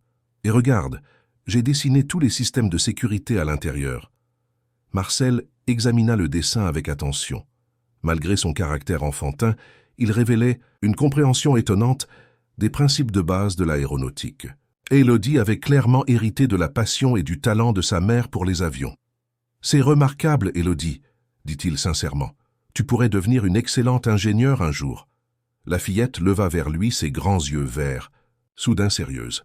« Maman dit que c'est difficile pour les filles de devenir ingénieures, que les garçons se moquent et que les patrons ne font pas confiance. » Ces mots frappèrent Marcel comme une révélation. Combien de talents comme Céline avaient été ignorés, découragés ou étouffés dans l'industrie qu'il avait contribué à bâtir? Combien d'Élodie potentielles abandonnaient leurs rêves face aux préjugés et aux obstacles? Le lendemain, un matin, il convoqua une réunion avec Céline, Mathilde et quelques autres collaborateurs de la Fondation. « Je veux élargir notre mission », annonça-t-il. « Au-delà de la sécurité aérienne, je souhaite créer un programme de bourse et de mentorat pour les jeunes femmes intéressées par l'ingénierie aéronautique. Un programme qui leur donnera les moyens de réaliser leurs ambitions, malgré les obstacles. » Céline le regarda avec une expression indéchiffrable. « Pourquoi ce projet en particulier, Marcel ? » « Parce que j'ai compris, trop tard, que la diversité n'est pas seulement une question de justice sociale, mais aussi de sécurité et d'innovation. Si plus de voix différentes avaient été écoutées chez Altitude Française, si des personnes comme vous n'avaient pas été marginalisées, peut-être que la culture de l'entreprise aurait été plus saine, plus éthique. » Il fit une pause, cherchant ses mots. « Et parce que je veux qu'Élodie grandisse dans un monde où son talent sera valorisé, pas supprimé, où elle pourra devenir l'ingénieure brillante qu'elle rêve d'être, sans avoir à se battre contre des préjugés stupides. » Céline sourit, la première fois qu'il la voyait vraiment sourire depuis leur rencontre. « C'est un beau projet, Marcel, et je serais honoré d'y participer. » Le programme fut lancé 3 mois plus tard, sous le nom de Bourse Élodie Dupont pour les femmes en ingénierie. La première promotion comptait 20 jeunes filles, issues de milieux défavorisés, sélectionnées pour leur potentiel académique et leur passion pour l'aéronautique. La cérémonie d'inauguration se tint dans un amphithéâtre de l'École nationale de l'aviation civile à Toulouse. Marcel, assis discrètement au dernier rang, observait avec émotion Céline présenter le programme aux étudiantes, aux représentants de l'industrie et aux médias. Elle parlait avec assurance et conviction, son expérience personnelle donnant une force particulière à son discours sur l'importance de l'intégrité et de la diversité dans l'ingénierie. À ses côtés, Élodie rayonnait de fierté, vêtue d'une robe bleue assortie à celle de sa mère. La fillette avait transformé l'épreuve en force, la souffrance en détermination. Elle représentait tout ce que Marcel espérait pour l'avenir, brillante, courageuse, résiliente. Après la cérémonie, alors que les invités se dispersaient, vers le buffet, Élodie vint s'asseoir à côté de lui. « Monsieur Marcel, dit-elle de sa voix claire, maman dit que c'est grâce à vous que toutes ces filles pourront devenir ingénieures comme elle. »« Non, Élodie, répondit-il doucement. C'est grâce à toi. Sans ton courage ce jour-là à l'aéroport, rien de tout cela ne serait arrivé. » La fillette sembla réfléchir à cette idée. « Alors nous avons fait ça ensemble, conclut-elle, avec la simplicité lumineuse de l'enfance, comme une équipe. »« Oui, sourit Marcel, touché par cette formulation, comme une équipe. » Céline les rejoignit, posant une main affectueuse sur l'épaule de sa fille. « Tout s'est bien passé. Vous ne trouvez pas ?»« Parfaitement, confirma Marcel. Votre discours était inspirant. »« J'ai simplement dit la vérité, » répondit-elle avec modestie. « Ces jeunes filles méritent une chance, comme j'aurais aimé en avoir une à leur âge. » Un silence confortable s'installa entre eux, rempli de tout ce qui n'avait pas besoin d'être dit. La gratitude, le respect mutuel, et peut-être quelque chose de plus profond qui commençait à naître. « Nous avons réservé une table au restaurant La Pergola ce soir pour célébrer, » dit finalement Céline. « Madame, Rosa nous y rejoindra. Nous serions heureux que vous vous joigniez à nous. » Marcel sentit une chaleur inattendue l'envahir. Ses invitations, ses moments partagés, étaient devenus précieux pour lui, plus précieux que tous les dîners d'affaires, les soirées mondaines ou les conseils d'administration qui avaient rythmé sa vie d'avant. « Avec plaisir, » répondit-il simplement. Alors qu'il quittait l'amphithéâtre, Élodie glissa sa petite main dans celle de Marcel, un geste spontané qui le bouleversa plus qu'il n'aurait su l'exprimer. Cette confiance innocente, ce lien qui s'était tissé entre eux malgré tout, représentait sa plus grande réussite. Il avait perdu une entreprise, mais gagné une famille. Une famille peu conventionnelle, née dans la douleur et l'adversité, mais unie par quelque chose de plus fort que le sang. La résilience partagée, la conviction que même les pires épreuves peuvent mener à quelque chose de beau. Et tandis qu'ils marchaient ensemble sous le soleil toulousain, Marcel comprit qu'il n'avait jamais été aussi riche qu'en cet instant précis. 5 ans s'étaient écoulés depuis l'inauguration des bourses Élodie Dupont pour les femmes en ingénierie. 5 années de transformation, de guérison et de croissance, tant pour les personnes que pour les institutions. Par une douce matinée de septembre, Marcel contemplait la Méditerranée depuis la terrasse de sa villa à Antibes. Modeste comparée à son ancienne demeure sur le Cap Ferrat, elle offrait néanmoins une vue splendide sur la baie et surtout un sentiment de paix qu'il n'avait jamais connu auparavant. À 65 ans, Marcel Dufresne ne ressemblait plus guère au magnate. Implacable qu'il avait été. Ses cheveux avaient blanchi, des rides profondes marquèrent son visage, mais ses yeux avaient gagné une clarté nouvelle, comme si les épreuves traversées avaient nettoyé son regard, lui permettant de voir le monde tel qu'il était vraiment. « Le petit déjeuner est prêt », annonça Céline en rejoignant sur la terrasse, 2 tasses de café à la main. À 44 ans, elle avait conservé cette élégance discrète et cette force tranquille qui l'avaient caractérisée lors de leur première rencontre. Directrice technique de la Fondation Dufresne pour l'innovation responsable, elle partageait désormais sa vie entre son travail, sa fille et Marcel, avec qui elle avait développé une relation que ni l'un ni l'autre n'avait anticipée. Ce n'était pas un amour passionnel comme dans les romans, mais quelque chose de plus profond, de plus solide, né de l'adversité partagée et d'une compréhension mutuelle que peu de couples pouvaient revendiquer. Ils s'étaient mariés 2 ans plus tôt, lors d'une cérémonie intime sur cette même terrasse, avec Élodie comme témoin principal et Madame Rosa comme invitée d'honneur. « Tu es préoccupé ?» observa Céline en s'asseyant face à lui. Marcel sourit. Elle le lisait comme un livre ouvert. « Je pense à la cérémonie de ce soir, à tout ce chemin parcouru. » La Fondation célébrait ce soir-là son 5e anniversaire, avec un événement qui réunissait boursières, partenaires industriels et personnalités politiques au Palais des Congrès de Nice. Une occasion de faire le bilan, mais aussi d'annoncer de nouvelles initiatives. « Tu as transformé une tragédie en quelque chose de beau, Marcel. Tu devrais être fier. » Il secoua doucement la tête. « Nous l'avons transformée ensemble. Toi, moi, Élodie, Mathilde, toutes ces jeunes femmes qui ont saisi leur chance. Je n'étais qu'un élément parmi d'autres. » Cette humilité, cette capacité à reconnaître le mérite des autres, était l'un des nombreux changements que Céline avait observés chez lui au fil des années. L'homme arrogant qui ne jurait que par le profit et la performance avait cédé la place à quelqu'un de plus nuancé, de plus attentif, de plus humain. « Comment va Élodie ce matin » demanda-t-il après un moment. Nerveuse. Elle répète son discours depuis l'aube. Je l'ai entendu marmonner dans sa chambre. Marcel sourit avec tendresse. À 15 ans, Élodie était devenue une adolescente brillante et déterminée. Excellente élève, particulièrement douée en sciences, elle nourrissait toujours ce rêve de devenir ingénieure aéronautique. Ce soir, pour la première fois, elle prendrait la parole en public, lors de la cérémonie d'anniversaire de la fondation qui portait son nom. Elle s'en sortira admirablement, affirma-t-il avec conviction. Elle a ça dans le sang. Ils furent interrompus par l'arrivée tonitruante de Madame Rosa, qui, à 85 ans, conservait une énergie stupéfiante. Installée dans le pavillon d'invités de la villa, elle s'était imposée comme une grand-mère de substitution pour Élodie et une confidente précieuse pour Céline et Marcel. « Bonjour les amoureux », lança-t-elle en s'installant à table. « Qu'est-ce que vous complotez de si bon matin ?»« Nous parlions de la cérémonie de ce soir, » répondit Céline en lui servant une tasse de café. « Ah, le grand jour, notre petite Élodie va briller, j'en suis certaine. » Marcel acquiesça, pensif. La vie qu'il menait désormais, entouré de ces femmes extraordinaires, lui semblait parfois irréelle après des décennies passées dans les tours d'ivoire du capitalisme sans visage. Et pourtant, il n'aurait échangé cette nouvelle existence pour rien au monde. La matinée s'écoula paisiblement, chacun vaquant à ses occupations. Marcel s'enferma dans son bureau pour finaliser son propre discours. Céline partit au siège de la Fondation, régler les derniers détails logistiques, et Madame Rosa entreprit de préparer un festin pour le déjeuner, déterminée à calmer les nerfs d'Élodie avant sa grande première. À midi, ils se retrouvèrent tous autour de la table.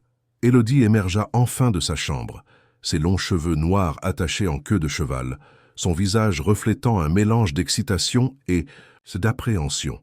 « Et si je me trompe ?» demanda-t-elle en picorant dans son assiette. « Si j'oublie mes mots? Si je trébuche en montant sur scène? » « Alors tu te relèveras, tu souriras, et tu continueras, » répondit simplement Marcel, « comme tu l'as toujours fait. » Ces mots simples semblèrent apaiser l'adolescente, car s'il y avait bien une leçon qu'elle avait apprise au cours de sa jeune vie, c'était celle de la résilience.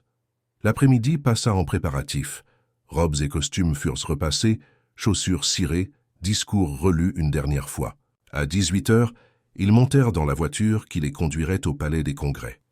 L'édifice imposant brillait de 1000 feux dans la douceur du crépuscule niçois. Une banderole immense annonçait « Fondation Dufresne pour l'innovation ». Responsable, 5 ans d'engagement. Des photographies des promotions successives de boursières ornaient le hall d'entrée, témoignant du chemin parcouru. Dès leur arrivée, ils furent accueillis par Mathilde Leblanc, toujours aussi vive et perspicace. Devenue directrice de communication de la Fondation après avoir quitté le journalisme, elle avait orchestré l'événement avec sa rigueur habituelle. « Tout est prêt », annonça-t-elle. « La salle est comble. Le ministre de l'Éducation vient d'arriver, ainsi que les représentants de l'industrie aéronautique. Et devinez qui est cela aussi? Les 20 premières boursières, au grand complet. » Marcel sentit l'émotion l'étreindre. Ces jeunes femmes, qu'il avait vues débuter il y a 5 ans, avaient toutes réussi brillamment. Certaines travaillaient désormais pour les plus grandes entreprises du secteur. D'autres poursuivaient des doctorats dans des universités prestigieuses, et 3 d'entre elles avaient même fondé leur propre start-up, spécialisée dans les technologies vertes pour l'aviation. « Allons les saluer », proposa Céline, elle-même émue à l'idée de retrouver ses pionnières. Ils se frayèrent un chemin à travers la foule élégante qui emplissait le hall. Partout, Marcel percevait des regards admiratifs, respectueux, bien différents de la crainte mêlée d'envie qu'il suscitait autrefois. Sa rédemption publique, lentement construite année après année à travers les actions de la Fondation, était désormais complète. Les retrouvailles avec les premières boursières furent chaleureuses. Ces jeunes femmes, autrefois timides et incertaines, étaient devenues des professionnels assurés, conscientes de leurs valeurs et déterminées à faire leur place dans un monde encore largement dominé par les hommes. « Monsieur Dufresne !» s'exclama Amina Ben Ali, l'une des plus brillantes, aujourd'hui ingénieure chez Airbus, Votre programme a changé ma vie. Sans cette bourse, jamais je n'aurais pu poursuivre mes études. C'est votre talent qui a tout changé, Amina, répondit-il avec sincérité. La bourse n'a fait qu'ouvrir une porte. C'est vous qui avez choisi de la franchir et de tracer votre chemin. Élodie observait ces échanges avec fascination. Pour elle, ces jeunes femmes représentaient l'avenir qu'elle espérait, la preuve vivante que ses rêves étaient accessibles. À 20 heures précises, les portes de l'auditorium s'ouvrirent. La cérémonie allait commencer. Marcel, Céline, Élodie et Madame Rosa prirent place au premier rang, tandis que Mathilde montait sur scène pour accueillir les invités et présenter le programme de la soirée. Les discours se succédèrent. Représentants institutionnels, partenaires industriels, anciennes boursières venues témoigner de leur parcours. Puis vint le tour d'Élodie. L'adolescente se leva, lissa sa robe bleue, la même couleur que celle qu'elle portait 5 ans, plus tôt lors de l'inauguration du programme, et monta sur scène d'un pas déterminé. Face au micro, elle marqua une pause, balayant la salle du regard. Puis, d'une voix claire qui ne trahissait aucune nervosité, elle commença. « Il y a 8 ans, j'étais une petite fille qui dormait dans un terminal abandonné. Ma mère avait disparu, et je croyais qu'à l'avoir perdue pour toujours. Aujourd'hui, je me tiens devant vous, entouré de ma famille retrouvée et élargie, prête à poursuivre des rêves qui me semblaient autrefois inaccessibles. » Un silence respectueux s'était installé dans la salle. Cette fondation porte mon nom, mais elle représente bien plus que moi.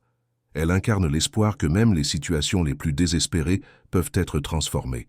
Elle prouve que la justice finit par triompher quand des personnes courageuses s'unissent pour défendre la vérité. Elle démontre que nos erreurs, aussi graves soient-elles, peuvent devenir le point de départ d'un changement positif. Marcel sentit la main de Céline serrer la sienne. Ils échangèrent un regard où se lisait toute la fierté qu'ils ressentaient pour cette jeune fille extraordinaire. « Dans 2 ans, j'espère rejoindre les rangs des boursières dont vous avez entendu les témoignages ce soir. Comme elle, je veux contribuer à bâtir une industrie aéronautique plus sûre, plus éthique, plus respectueuse de notre planète. Et comme elle, je sais que le chemin ne sera pas facile. Mais j'ai appris très jeune que les obstacles les plus intimidants peuvent être surmontés quand on refuse d'abandonner. » Elle fit une pause, cherchant du regard Marcel et Céline dans l'assistance. « Je voudrais terminer en remerciant 2 personnes sans qui rien de tout cela n'aurait été possible. Ma mère, Céline Dupont, qui m'a appris l'intégrité et le courage même dans les circonstances les plus difficiles, et Marcel Dufresne, qui a prouvé qu'il n'est jamais trop tard pour changer, pour réparer ses erreurs, pour devenir une meilleure version de soi-même. » Des applaudissements nourris éclatèrent dans la salle, beaucoup se levant pour une ovation debout. Élodie salua avec grâce, puis regagna sa place, accueillie par les embrassades émues de sa famille. Vint enfin le moment du discours de Marcel. Alors qu'il montait sur scène, il réalisa qu'il n'avait plus besoin des notes soigneusement préparées dans sa poche. Les mots qu'il voulait prononcer étaient gravés dans son cœur, fruit de ses années de transformation personnelle. « Mesdames, et messieurs, commença-t-il, il y a 8 ans j'étais un homme différent. Un homme qui mesurait sa valeur à l'aune de son compte en banque et de son pouvoir. Un homme qui croyait, à tort, que le succès se définissait uniquement par des résultats financiers. » Il marqua une pause, laissant son regard parcourir l'assemblée. Il a fallu qu'une petite fille courageuse me sauve la vie, au sens propre comme au figuré, pour que je comprenne à quel point cette vision était erronée. Élodie m'a non seulement empêché de monter dans un avion saboté, mais elle m'a aussi montré le chemin vers une existence plus authentique, plus significative. Les visages attentifs l'encourageaient à poursuivre, à partager cette vérité personnelle qu'il avait mis tant de temps à découvrir. La fondation que nous célébrons ce soir n'est pas mon œuvre. Elle est le fruit d'une collaboration entre des personnes exceptionnelles qui ont choisi de transformer la souffrance en espoir, l'injustice en action positive. Céline Dupont, dont l'intégrité inébranlable continue de m'inspirer chaque jour. Mathilde Leblanc, dont la quête de vérité a permis de dévoiler des pratiques qui mettaient des vies en danger. Et bien sûr, toutes ces jeunes femmes brillantes qui ont saisi l'opportunité offerte par nos bourses pour réaliser leur potentiel extraordinaire. Il s'interrompit, submergé par l'émotion. Puis, se ressaisissant, « Aujourd'hui, j'ai l'honneur d'annoncer que la Fondation entre dans une nouvelle phase. Grâce au soutien de nos partenaires et à un apport personnel significatif, nous allons étendre notre programme de bourse à l'échelle internationale, offrant des opportunités à des jeunes femmes talentueuses dans des pays où l'accès à l'éducation supérieure reste un privilège. De plus, nous lançons un incubateur d'entreprises spécialisé dans les technologies aéronautiques durables dirigé par 3 de nos premières boursières. Des applaudissements enthousiastes accueillirent ces annonces. Mais au-delà de ces initiatives concrètes, ce que je souhaite vraiment transmettre ce soir, c'est un message d'espoir. Quelles que soient nos erreurs passées, nos échecs, nos zones d'ombre, il est toujours possible de changer de cap, de réparer, de reconstruire. J'en suis la preuve vivante. Son regard se posa sur Élodie, rayonnante dans sa robe bleue. La véritable réussite ne se mesure pas en euros ou en parts de marché. Elle se mesure à l'impact positif que nous avons sur la vie des autres. Elle se mesure au sourire que nous suscitons, aux mains que nous tendons, aux portes que nous ouvrons pour ceux qui viennent après nous. Il conclut simplement « Merci à tous d'avoir contribué à cette renaissance collective. Le meilleur reste à venir. » Alors qu'il regagnait sa place sous les applaudissements, Marcel sentit une sérénité profonde l'envahir. Le chemin avait été long et douloureux, jalonné d'épreuves qu'il n'aurait jamais imaginé affronter. Mais chaque pas l'avait rapproché de cette version de lui-même qu'il pouvait enfin regarder sans honte dans le miroir chaque matin. La cérémonie s'acheva par un moment symbolique. Toutes les boursières, anciennes et actuelles, montèrent sur scène pour former une chaîne humaine, rejointe par Céline, Élodie, Mathilde et finalement Marcel et Madame Rosa. Cette image puissante, cette union de générations et d'horizons divers autour d'une cause commune, résumait parfaitement l'esprit de leur entreprise collective. Plus tard dans la soirée, alors que la réception battait son plein, Marcel s'éclipsa un moment sur la terrasse du Palais des Congrès. La nuit était douce, la mer scintillait sous les étoiles et la ville de Nice étendait son tapis de lumière jusqu'à l'horizon. Céline le rejoignit silencieusement, glissant sa main dans la sienne. « À quoi penses-tu » demanda-t-elle doucement. « À la vie, à ses détours imprévisibles, à la façon dont une rencontre peut tout changer. » Elle sourit, comprenant parfaitement ce qu'il voulait dire. « Tu sais ce qu'Élodie m'a confié tout à l'heure » dit-elle. « Elle veut concevoir un système de détection des pièces défectueuses dans les avions. Un système autonome qui préviendrait automatiquement les autorités en cas d'anomalie. » Marcel sentit son cœur se gonfler de fierté. Elle transforme son traumatisme en innovation. C'est remarquable. Comme nous tous, observa Céline, c'est peut-être ça, finalement, la véritable résilience. Non pas oublier le passé, mais le transformer en quelque chose qui serve l'avenir. Ils restèrent ainsi un moment, contemplant la mer qui avait été témoin de tant d'événements de leur vie commune. Puis, main dans la main, ils retournèrent à la réception, où Élodie les attendait, entourée d'ingénieurs qui l'écoutaient avec attention, exposer son idée révolutionnaire. En observant cette scène, Marcel comprit que le cercle était bouclé. La petite fille terrifiée qu'il avait sauvée d'une explosion était devenue une jeune femme prête à sauver d'autres vies à sa manière. Et lui, l'homme d'affaires impitoyable transformé par l'adversité, avait trouvé une paix qu'aucune fortune n'aurait pu lui procurer. Leur histoire, commencée dans la douleur et la trahison, s'était métamorphosée en un récit de rédemption et d'espoir. Une histoire qui continuerait à inspirer d'autres personnes, à ouvrir d'autres portes, à transformer d'autres vies. Et c'était là, finalement, le plus beau des héritages.